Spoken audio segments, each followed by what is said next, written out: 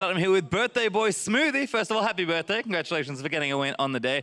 I have to ask you, though, probably a much tougher series than you thought coming into the game. It seemed kind of rough. How are you feeling about the series overall? I'm really not feeling too good. I definitely into this series a lot, I think. I made some really bad calls, and I don't know, I just couldn't think today, and no excuse. It's my bad. I know that you've been very vocal and a big leader in your team. Do things change a lot when Ray is in there? Because, of course, Impact was playing last game, but Ray's, you haven't played that many games with him, at least on stage. How do things change communication-wise? Impact for our team brings a lot of communication. He's a really smart player, and I think mostly, along with me, he talks like the most, too. So it's a really big change in how our team plays. But I think that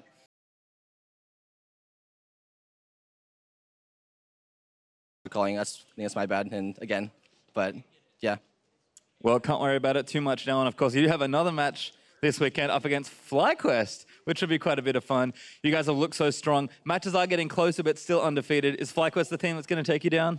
It's a pretty hype matchup, but I think that we kind of have the edge. They're really good as a team, but so are we. Today didn't show, obviously, but it's gonna be close, I think. It'll be fun. Don't feel too bad. It is your birthday after all, but thank you, Smoothie, for joining me, and once again, happy birthday. We're going to throw it back to the analyst next, though, to wrap up the series.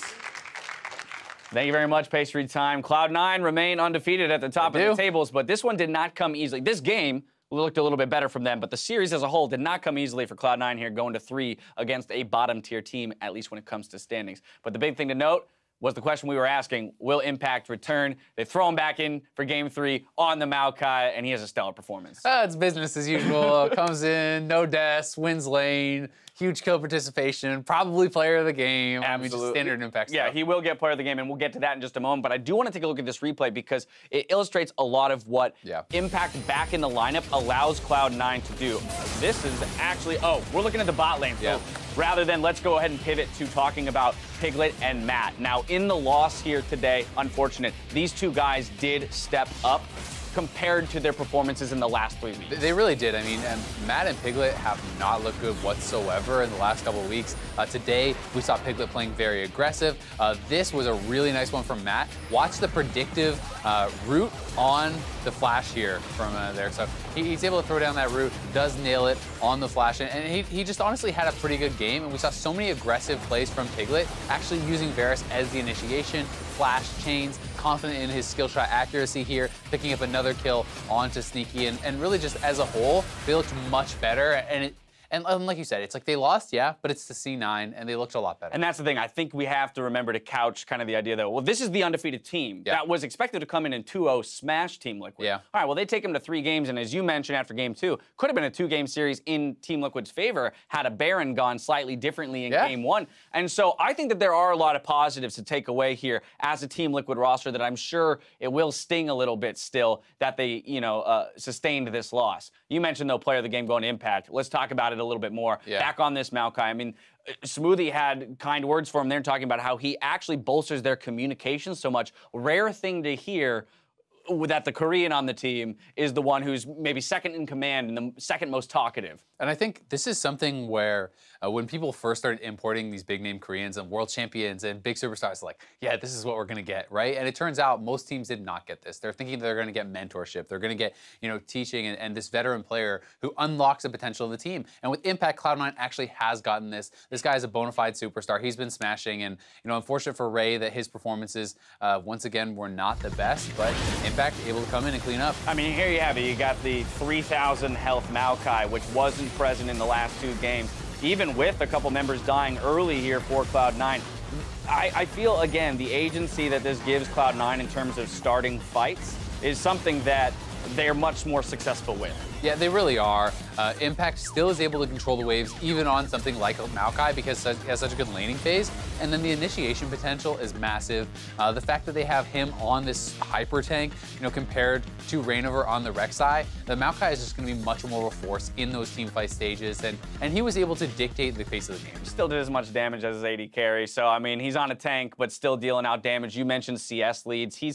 I feel that in so many matchups that should go even or even behind, he's winning or just playing them smartly. But you also mentioned the fact that even when he's losing lanes, he loses gracefully. And that's maybe where Ray needs to get. And under the tutelage of Impact, we could see him clean up some of those aggressive mistakes or the solo deaths in lane due to not warding. And it's just about getting a little bit more of a sense of the macro game and the competitive level that Impact is so ingrained in at this point. Yeah, certainly. Impact is just is so good at that, absorbing pressure, not giving up too much, and really he's the complete package, and that's why he looks so consistent and so good, because he kind of has no real weaknesses. And for Ray, keep practicing, with Impact. I'm sure we're going to see him later in the season, and he could definitely look to improve some of those. Yeah, well, it was a back and forth series, and we can't leave without hearing from somebody on Team Liquid. So we're going to throw it back over to Pastry Time, who's standing by with Liquid's jungler. Thank you very much. I'm here with Rainover. First of all, it's a tough loss, so thank you for joining me after the game, but I just wanted to ask a few quick questions. First of all, it was a rough series. You guys did lose overall, but it seemed very close. How are your thoughts generally about the match? It was really fun, and it was long games, and of course we're sad because we lost, but I think we're in really good progress right now. We're improving, so I'm happy about that, but I think we could definitely win. And I think a lot of teams that are struggling in the early stages of the season are saying that we are making progress. It feels like practice is seeming good for a lot of the teams, but converting on stage has been a lot more difficult. Have you found that true for Team Liquid, and what kind of progress have you guys been making? Not even Team Liquid. Like every time I have been in, I usually treat scrim like really important, because I think usually like the week that you have like good scrims, I think it just moves to the stage 2, and then you usually like win easier. But like the weeks that you kind of struggle on scrims and like you didn't pay attention, or like you take less care on the scrims and have like some loss, I think on the stage you like have a struggle too. So like overall right now, I think Team Liquid, we're just following like our performance at scrims. So like last weeks we have been struggling on scrims too, so we struggle on LCS. But this week we have been like winning almost every scrim. So like I think it's showing up slowly on the stage. But I think we're definitely right now. Like, yeah, we didn't play as good as scrims, but yeah, I think it's showing soon.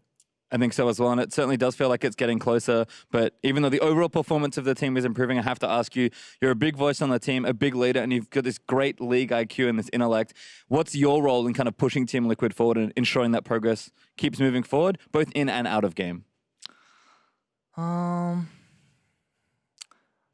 I think my role is just make sure that everything is okay in our early games, and we can move better, or like move it to the mid game by having advantage as a team. I think it's very important for me, and yeah, I think we're trying to like fail as a team, and I think that's also important. So we're working on that too.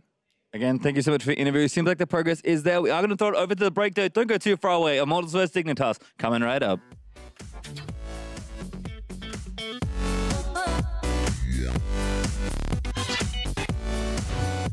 Little love for the mid lane. Oh, baby, back at it again. Oh, great dodge by Piglet, but also good answer by Smoothie. And last hit is the Thunderlords. Here we go, though. Piglet activating Ghostblade, and they know Flash coming in. Oliveros as well. Woo! Equalizer can follow up. I'm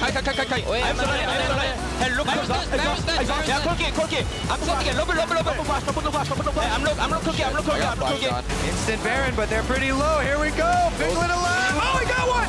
Contract still alive. Get it, Baron. Piglet gets 2. That's going to be Baron over to Jensen. They got to keep some members alive. It'd be huge to stay on the Impact. They know they can take the fight, and Piglet can't do much more. Blocking up that crowd control. He just needs to get Stranglethorns down, but they deny the Zyra CC. Now they're looking for Lorlo, who had to throw on his Zanyas. He's got Baron damage coming in next.